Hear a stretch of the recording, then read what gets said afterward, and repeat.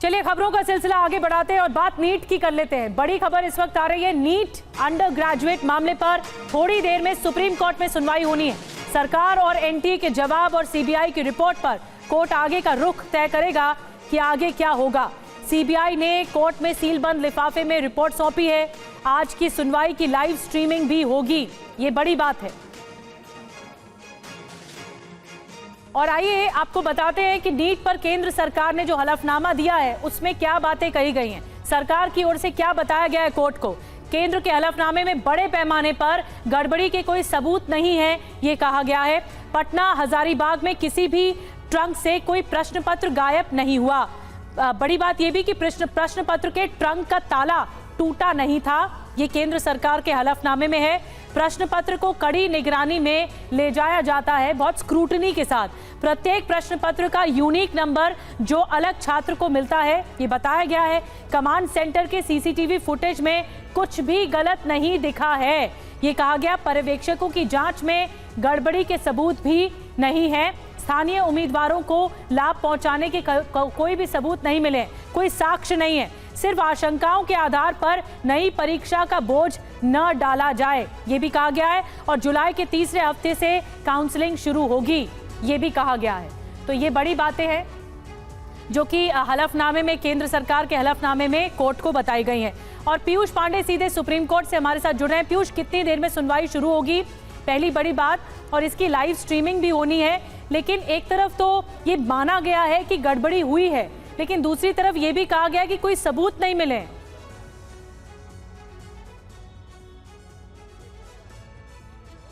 बिल्कुल, देखिए निधि, इस मामले में सरकार ने और नीट ने जो कल एफिडेविट फाइल किया है नीट मामले में, उसमें अगर आप देखें तो सिस्टमैटिक फेलियर को पूरी तरह से नकार दिया गया है। और जो एनटीए की ओर से एफिडेविट फाइल किया गया है उसमें भी कहा गया है कि उनका सिस्टम पूरी तरह से पुख्ता है। जब प्रश्न पत्र तैयार किए जाते हैं, प्रिंटिंग और परीक्षा जहां पर होती है उस कमरे में भेजे जाने तक पूरी तरह से उनका पुख्ता प्रबंध होता है। तो यानी कि जो सिस्टमैटिक फेलियर सामने आ रहा था और जिस पर सवाल हो रहे थे लगातार, उस सिस्टमैटिक फेलियर को इन्होंने नकार दिया है। और रही बात की तकनीकी अन्वेषण के जरिए क्या डेटा लीक के जरिए किसी तरह से कुछ हुआ है, उसको भी सेंटर ने नकार दिया है।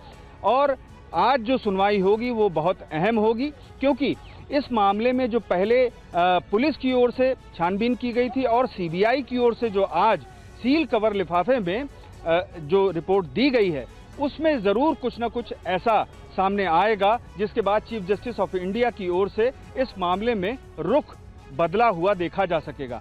अभी तक इस मामले में अभी सुप्रीम कोर्ट में 32 नंबर मामले पर सुनवाई चल रही है और नीट मामले की सुनवाई 40 नंबर आइटम पर होनी है। अब देखना यह है कि 1 बजे तक सुप्रीम कोर्ट में चीफ जस्टिस ऑफ इंडिया की बेंच 40वें नंबर तक पहुंचती है या फिर इस मामले की सुनवाई लंच के बाद होगी।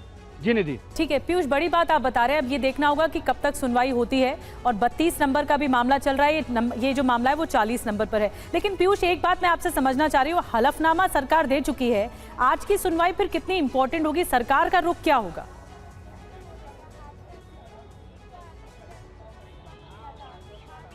देखिए, सरकार का रुख तो स्पष्ट है।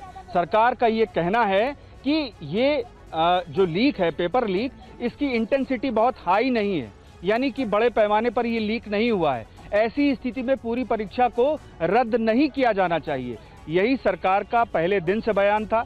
और जब शिक्षा मंत्री ने इस पर प्रेस कॉन्फ्रेंस की थी तब भी उन्होंने ये संकेत दिए थे कि ये जो लीक है ये कुछ राज्यों तक सीमित है।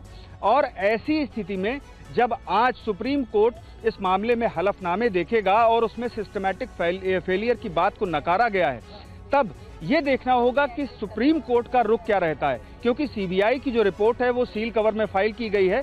ऐसी स्थिति में ये जरूर है कि जांच में जो अब तक सामने आया है उस पर सुप्रीम कोर्ट को गौर करना है कि इस मामले में किस हद तक सुप्रीम कोर्ट को अपना हस्तक्षेप करना है और दूसरी अहम बात यह है कि परीक्षा रद्द की जानी है या नहीं की जानी है।